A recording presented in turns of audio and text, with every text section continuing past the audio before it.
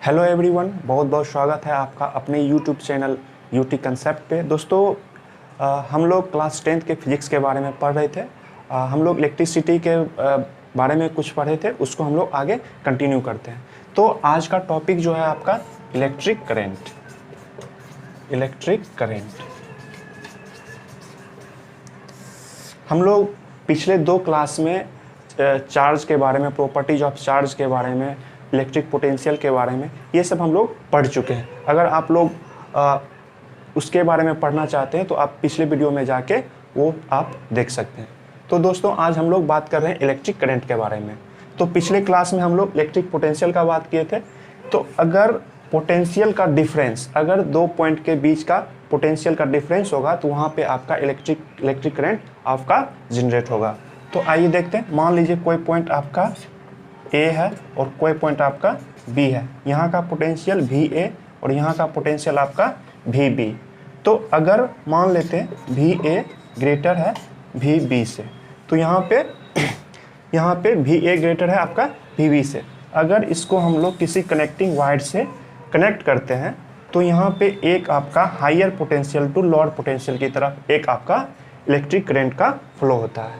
ठीक है, तो इलेक्ट्रिक करंट वहीं पे फ्लो होगा जहाँ पे पोटेंशियल का डिफरेंस होगा। तो आइए हम लोग इसको और आगे विस्तृत रूप में आगे पढ़ेंगे। पहले हम लोग देख लेते हैं इलेक्ट्रिक करंट आपका क्या होता है।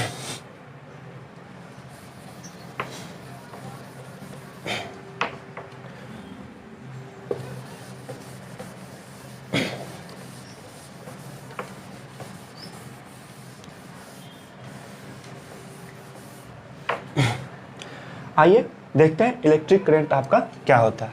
तो इलेक्ट्रिक करंट क्या होता है आपका? The continuous rate of flow of charges per unit time, या rate of flow of charge in a conductor is called आपका इलेक्ट्रिक करंट। तो लिख लेते हैं the rate of flow of electrons और charges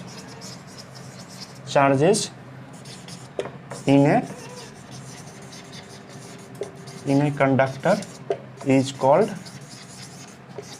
electric current.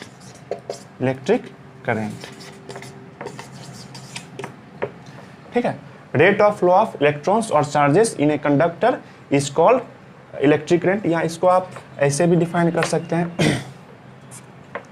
The charge per unit time, the charge per unit time, या the charge flowing per second in a conductor is called electric current.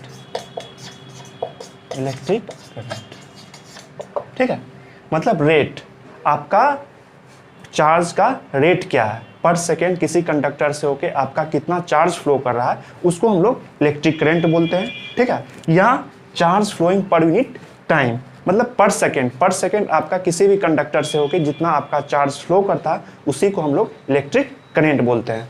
तो हम लोग definition से अगर जाते हैं तो आपका चार्ज को हम लोग किससे डिनोट करते हैं? क्यू से।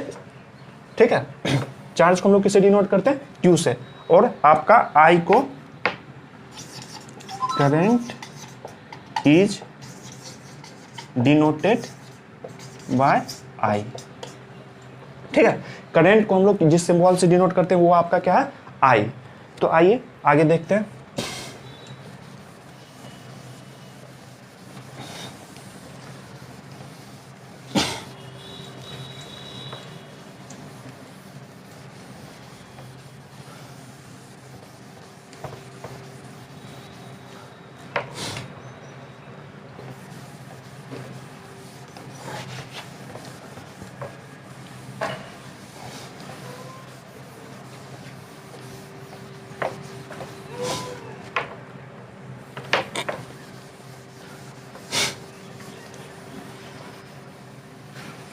देखिए, आइए देखते हैं हम लोग। आई तो इलेक्ट्रिक करंट बराबर क्या हो जाएगा आपका?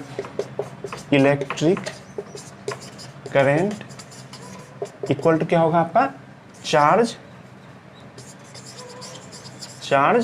बटे टाइम, चार्ज बटे टाइम। इलेक्ट्रिक करंट को हम लोग किससे डिनोट करते हैं, आई से। चार्ज को हम लोग किससे डिनोट करते हैं, क्यू से। और टाइम को किससे डिनोट करते हैं हम लोग, टी से। ठीक है, तो आई इक्वल टू क्या होगा आपका, चार्ज बटे टाइम, मतलब चार्ज पर यूनिट टाइम या charge flowing per unit time आपको क्या कहलाता है, आपका इलेक्ट्रिक करंट।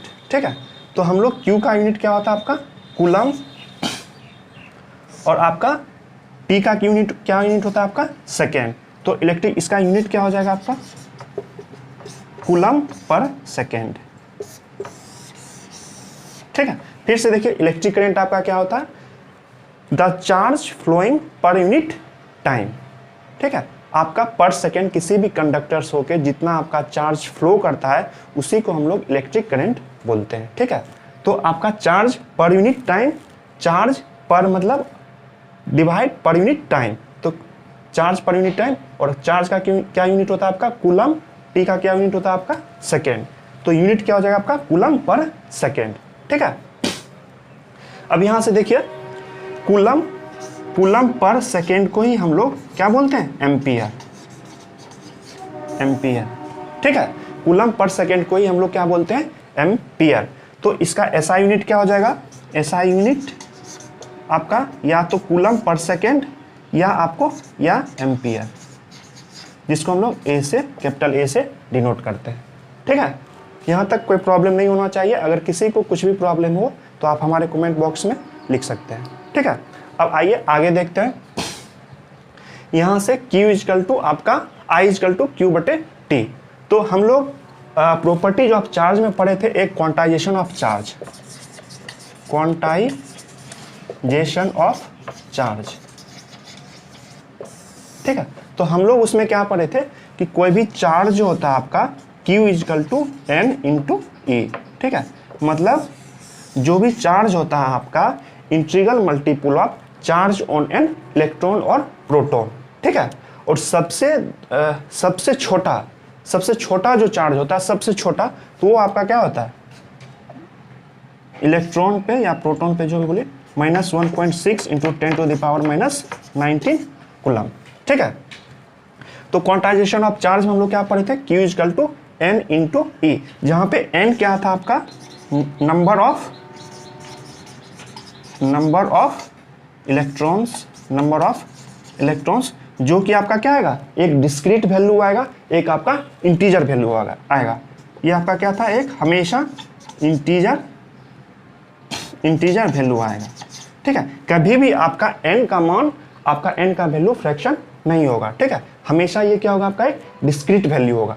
ठीक है, तो ठीक है, और E क्या था आपका, चार्ज ऑन एन इलेक्ट्रॉन। तो क्वांटाइजेशन क्या था आपका, number of electrons multiply charge on an, एक इलेक्ट्रॉन पे जितना आपका चार्ज होता है। ठीक है, n number of electrons, E क्या होगा आपका, चार्ज ऑन एन इलेक्ट्रॉन, और n हमेशा आपका क्या होगा, एक इंटीजर वैल्यू होगा, कभी भी ये आपका फ्रैक्शनल वैल्यू नहीं होगा, क्योंकि आपका इलेक्ट्रॉन आपका कंप्लीट ट्रांसफर होता है, ना कि हाफ या 3/2 या 1/4। ठीक है, तो ये था। तो अब हम लोग यहाँ से देख सकते हैं कि I इक्वल टू आपका कितना है, Q बटे T है। तो Q की जगह पे हम लोग क्या लिख सकते हैं, NE, Q equal to Q की जगह पे क्या लिख सकते हैं, NE बटे T।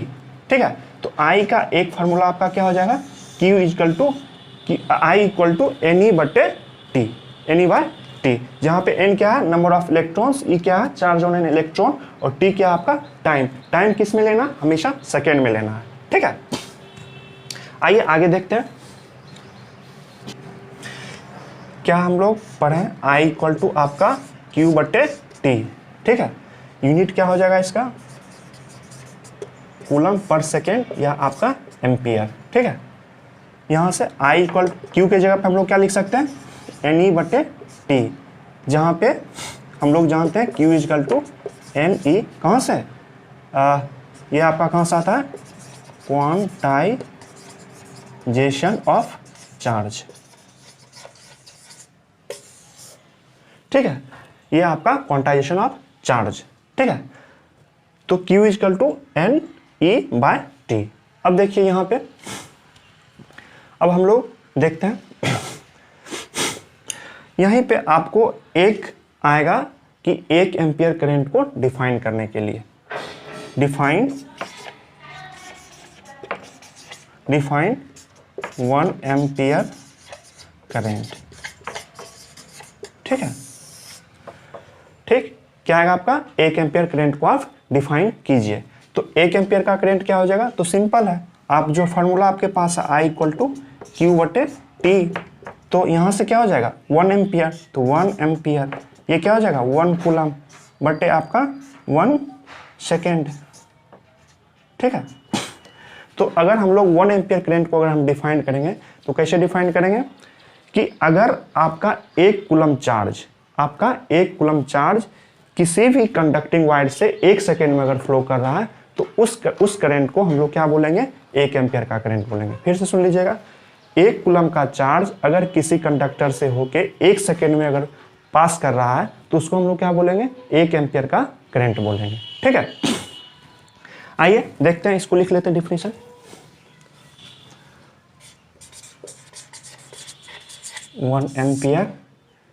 वन एम्पियर करंट किसको बोलते हैं। ठीक है, 1 ampere is that amount of current